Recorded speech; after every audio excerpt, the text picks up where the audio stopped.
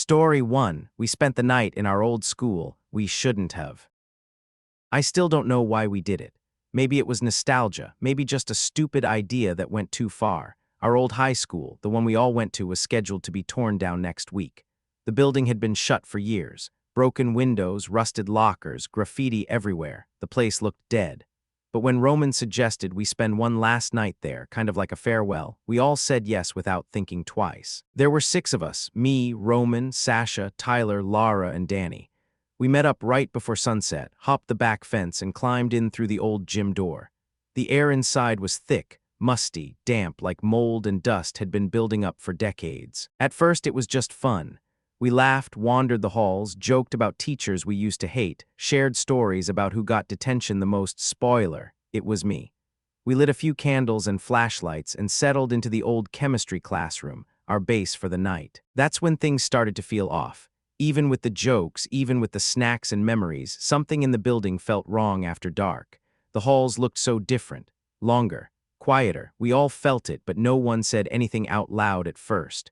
Around 2 a.m., just as we were trying to fall asleep in our sleeping bags, we heard it, the school bell. Clear, loud, ringing through the empty halls like it used to during passing periods. We all sat up at once, eyes wide. The power had been cut from the building for years. There was no way the bell could have worked. Roman laughed nervously. Okay, that was weird. Tyler wanted to leave right then and there, but Roman and Sasha were too curious.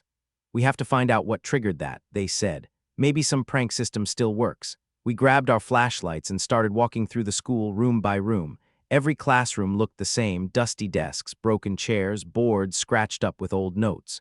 But at night, everything looked more sinister, like something was hiding just out of sight. And then the noises started, whispers we couldn't trace, soft footsteps behind us even though we were all together. Once I could have sworn I saw a shadow duck around the corner at the end of the hallway, but when we got there, it was empty. We decided to head back to the chemistry room. Enough was enough. But when we got back, everything had changed. Our sleeping bags were tossed around the room. Our backpacks were open, things scattered, and on the chalkboard in huge, messy white letters, someone or something had written, "You need to leave." We froze. No one moved for a solid 10 seconds. My skin went ice cold. I remember Danny whispering, "Someone's here," and then we saw him. At the far end of the hallway, a tall, thin silhouette, perfectly still, backlit by our flashlights, just standing. Roman took a step forward and called out, "Hey, who are you?" The figure didn't move, but then it screamed, not words, just a high-pitched, raw, garbled scream that made my stomach turn. Before we could react, it hurled something, glass, I think, a bottle, maybe. It shattered against the wall near us, spraying shards across the floor. That's when we ran. We didn't stop, didn't look back, didn't breathe until we were outside and calling 911. The cops actually showed up pretty quickly. They searched the whole building, found nothing. No signs of anyone else. Nothing on the cameras either. But we still got fined for trespassing on government property. None of us talk about it anymore. Lara deleted all the photos we took that night. I still see the writing on that chalkboard in my dreams sometimes. And I swear, sometimes I hear that bell, even when I'm nowhere near a school. Story 2. The last bell rang years ago. When my cousin Jake told me he was heading back to our hometown for a few days, I didn't think much of it.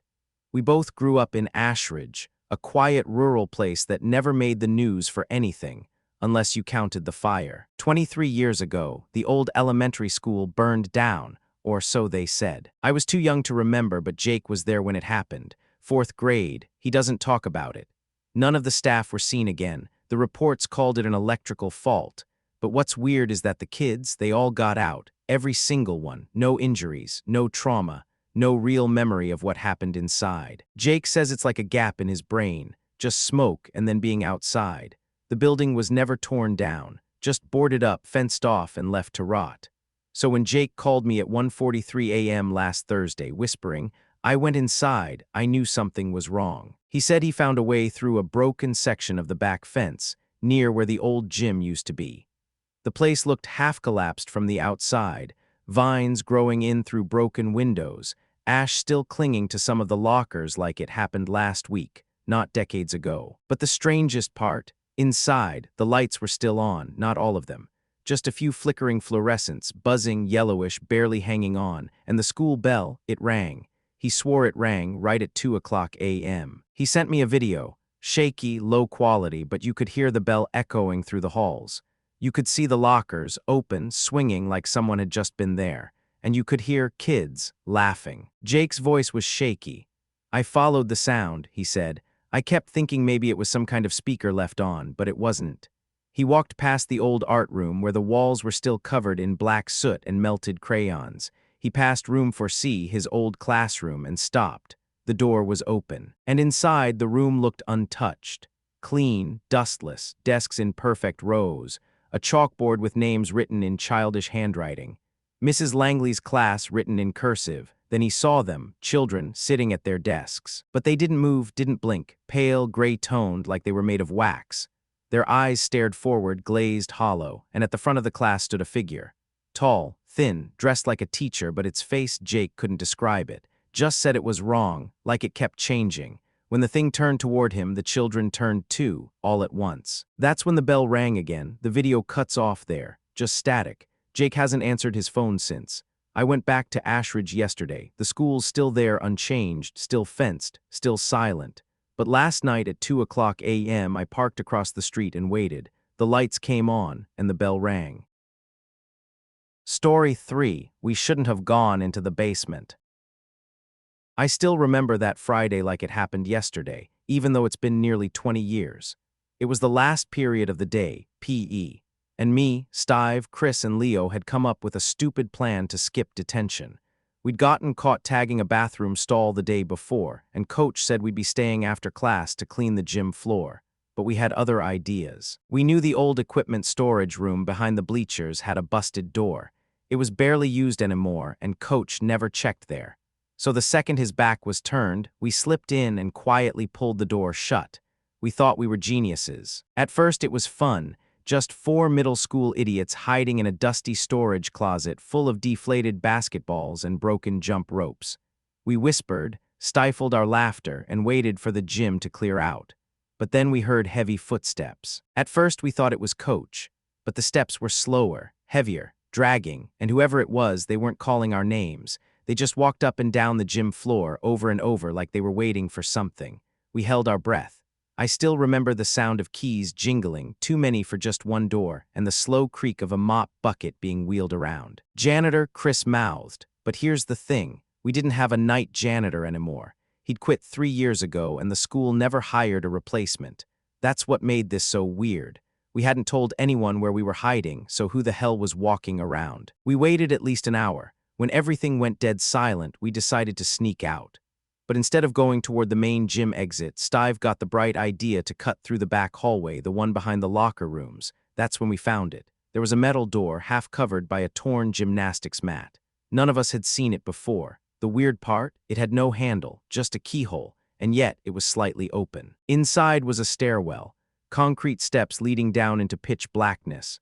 No lights, no signs, just cold air and something else. I still can't explain it. It wasn't a smell exactly. More like a feeling, like the air was heavier down there, like it was full of something ancient.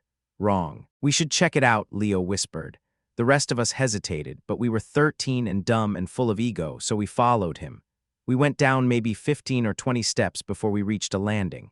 There was another hallway lined with rusted lockers, shorter, like they were made for kids even younger than us. The floor was damp, the walls were cracked. And the sound started. Children laughing, echoing from deep inside the hall. We froze.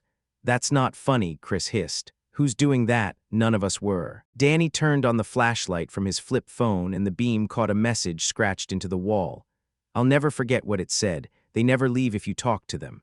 That's when we heard the locker slam, hard, down the hall out of sight, followed by another, then footsteps, light ones, running toward us. We bolted. I don't remember who screamed first. All I know is we ran like hell up the stairs and didn't stop until we hit the parking lot. We didn't tell anyone. Who would believe us? And honestly, we didn't want to talk about it. Whatever we saw, whatever we almost saw, felt like it wanted us to come back. But here's the thing. That school was torn down in 2011. They built a new one a few blocks away. Last week, I drove by the old lot. It's still empty. Just cracked pavement and weeds. But I swear to God, at exactly 8:13 p.m., I heard a bell ring, and children laughing from underneath the ground.